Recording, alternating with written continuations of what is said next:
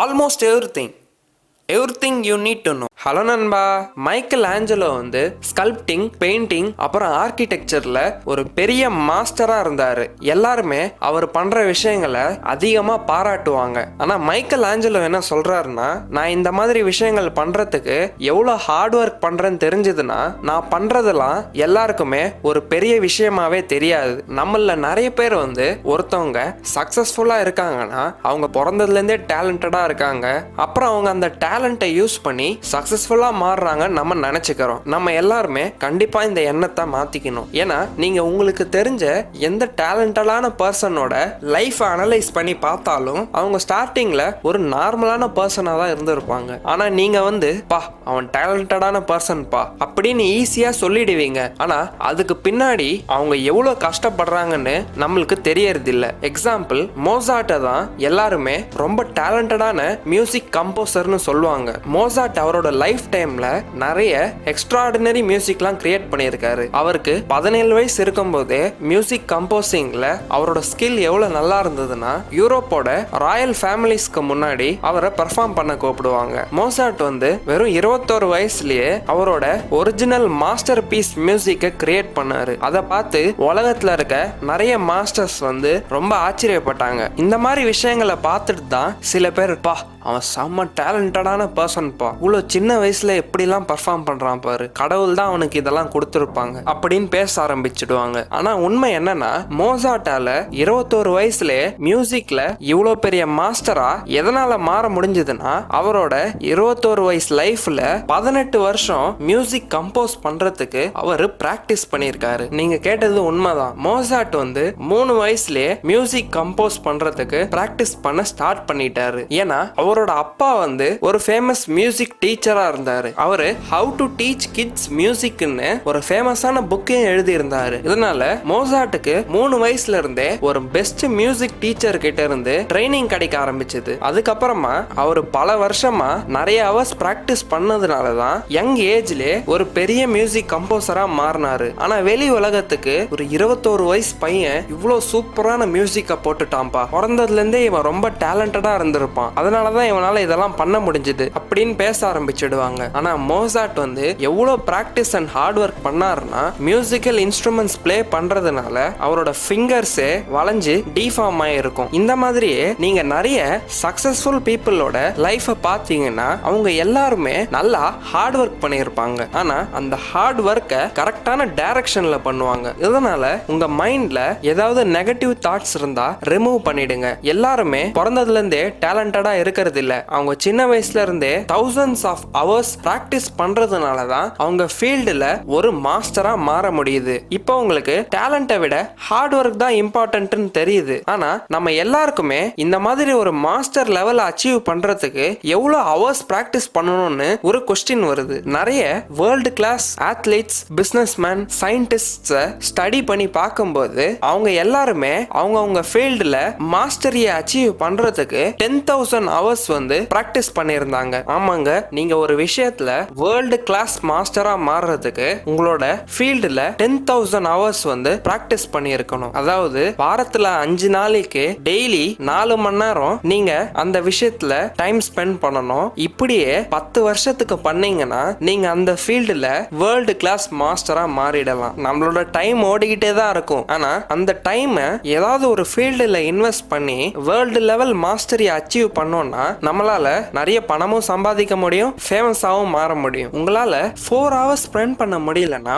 At least daily 1 hour ஏதாவது ஒரு ஸ்கில்ல develop பண்றதுல இன்வெஸ்ட் பண்ணீங்கன்னா 1 or 2 இயர்ஸ்லயே உங்களால ஒரு நல்ல growth பார்க்க முடியும். உங்களுக்கு இப்போ ஒரு கொஸ்டின் வரலாம், சில பேர் வந்து ஒரே ஜாப நிறைய வருஷமா பண்றாங்க, ஆனா அவங்களால எதனால மாஸ்டரி அச்சீவ் பண்ண முடியல? இந்த கொஸ்டினுக்கு ஆத்தர் என்ன ஆன்சர் சொல்றாருன்னா, நிறைய பேர் வந்து அவங்க பண்ற ஒர்க்கை வந்து அப்படியே ஆட்டோ பைலட்ல பண்ணுவாங்க. அவங்க பண்ற ஒர்க்கை கவனிச்சு இம்ப்ரூவ் பண்ணணும்னு நினைக்க மாட்டாங்க. இதனால நம்ம எந்த ஒர்க்கை பண்ணாலும் அந்த ஒர்க்கை பண்ணணும்னு பண்ணாம காஷியஸா அதை எப்படி இம்ப்ரூவ் பண்ணலாம்னு டெலிபரேட்டா பிராக்டிஸ் பண்ணாதான் மாஸ்டரி லெவலை நம்மளால அச்சீவ் பண்ண முடியும். எக்ஸாம்பிள், ஒரு ஸ்டடியில என்ன பண்ணாங்கன்னா, சில ப்ரொஃபஷனல் வயலினிஸ்டா வரணும்னு நினைச்சவங்கள 3 குரூப்ஸா டிவைட் பண்ணாங்க. அதுல ஃபர்ஸ்ட் குரூப் வந்து குட் கேட்டகரி, செகண்ட் குரூப் வந்து பெட்டர் கேட்டகரி, தேர்ட் குரூப் வந்து பெஸ்ட் கேட்டகரி. இந்த எல்லா குரூப்ஸையும் 10 வருஷமா ஸ்டடி பண்ணாங்க.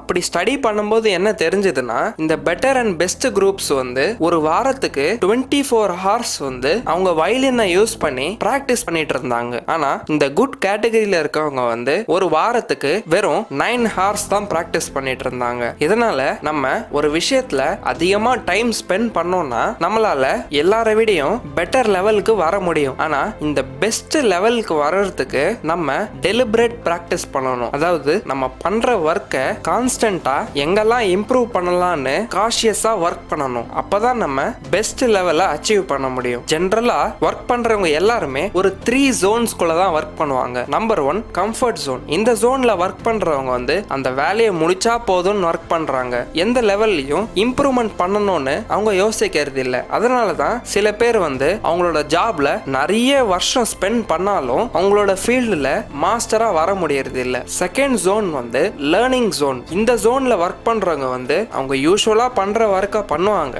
ஆனா ஒரு அடி எக்ஸ்ட்ரா எடுத்து வச்சு எங்கெல்லாம் இம்ப்ரூவ்மெண்ட்ஸ் கொண்டு வரலாம்னு யோசிப்பாங்க. இந்த மாதிரி அவங்க டெலிபரேட் பிராக்டிஸ் பண்றதுனால கான்ஸ்டன்டா க்ரோ ஆகிட்டே இருப்பாங்க. டெலிபரேட் பிராக்டிஸ் பண்றதுக்கு நம்ம ஒரு 4 விஷயத்தை மைண்ட்ல வச்சுக்கணும். நம்பர் 1, நம்ம எந்த ஒர்க்கை பண்ணாலும் நம்ம பெர்ஃபார்மன்ஸை இம்ப்ரூவ் பண்றதுக்கு எதெல்லாம் பண்ணணுமோ அந்த விஷயத்தெல்லாம் பண்ணிக்கிட்டே இருக்கணும். நம்பர் 2, டெலிபரேட் பிராக்டிஸ் வந்து நம்மளோட மென்டார்ஸ் கிட்ட இருந்து ஏதாவது கத்துக்கிட்டதுக்கு அப்புறமா தான் பண்ண ஆரம்பிக்கணும். ஏன்னா அப்போதான் நம்ம தப்பா ஒரு விஷயத்தை பண்ணி டைம் வேஸ்ட் பண்ணாம கரெக்டான விஷயத்தை தெரிஞ்சுக்கிட்டு பிராக்டிஸ் பண்ண ஆரம்பிக்கலாம். நம்பர் 3, இப்போ அந்த கரெக்டான விஷயத்தை தெரிஞ்சுக்கிட்டு ரிப்பீட்டடா அதை பிராக்டிஸ் பண்ணிக்கிட்டே இருக்கணும். நீங்க அந்த பிராக்டிஸ் செஷன்லயே ரிப்பீட்டடா பிராக்டிஸ் பண்ணும்போது நீங்க பண்ற விஷயத்துக்கெல்லாம் உங்களோட ஆடியன்ஸோ இல்ல உங்க மென்டர்ஸ் கிட்ட இருந்தோ ஃபீட்பேக்ஸ் வாங்கிட்டே இருக்கணும். ஏன்னா நீங்க அவங்க கிட்ட இருந்து ஃபீட்பேக்ஸ் கேட்டு தெரிஞ்சுக்கிட்டீங்கன்னா நீங்க எந்தெந்த ஏரியாஸ்ல இம்ப்ரூவ் ஆகணும்னு தெரிய வந்துடும். அப்புறம் தேர்ட் ஜோன் வந்து பேனிக் ஜோன். நிறைய பேர் அவங்களோட கம்ஃபர்ட் ஜோன்ல இருப்பாங்க.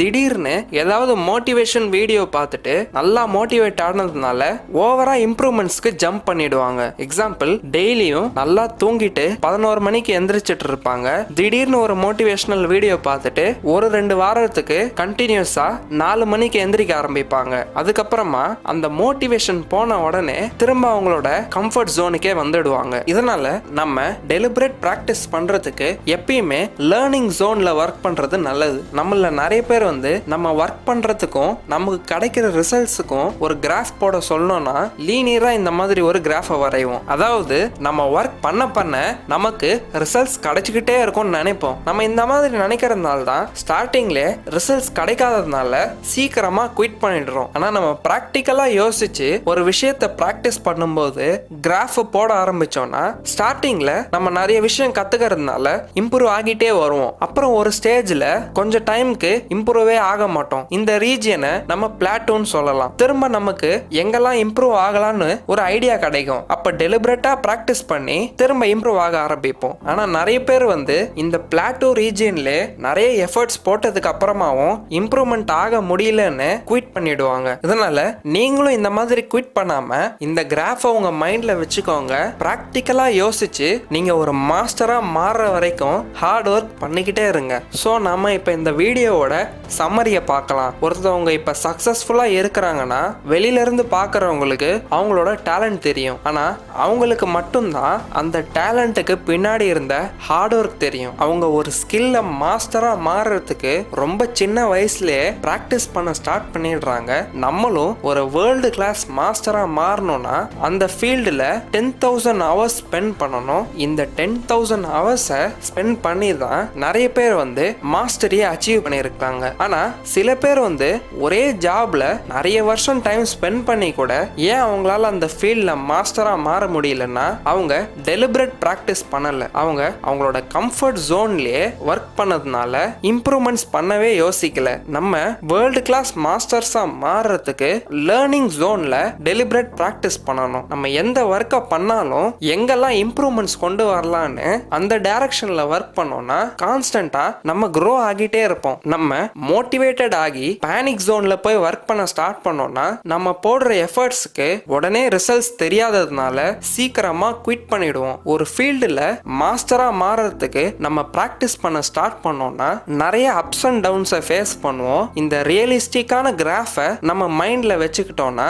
நம்ம கரெக்டான டைரக்ஷன்ல ஹார்ட் ஒர்க் பண்ணி நம்ம ஃபீல்டுல மாஸ்டரா மாறலாம். இதெல்லாம் டேலண்ட் இஸ் ஓவர் ரேட்டட் இந்த புக்ல தான் படிச்சு சொல்லியிருக்கேன். இந்த புக்கை நீங்க வாங்கணும்னு நினைச்சீங்கன்னா கீழே டிஸ்கிரிப்ஷன்ல லிங்க் இருக்கு, அங்கிருந்து நீங்க வாங்கிக்கலாம். உங்களுக்கு இந்த வீடியோ பிடிச்சா லைக் பண்ணுங்க, கமெண்ட் பண்ணுங்க, உங்க ஃப்ரெண்ட்ஸ் அண்ட் ஃபேமிலியோட ஷேர் பண்ணுங்க.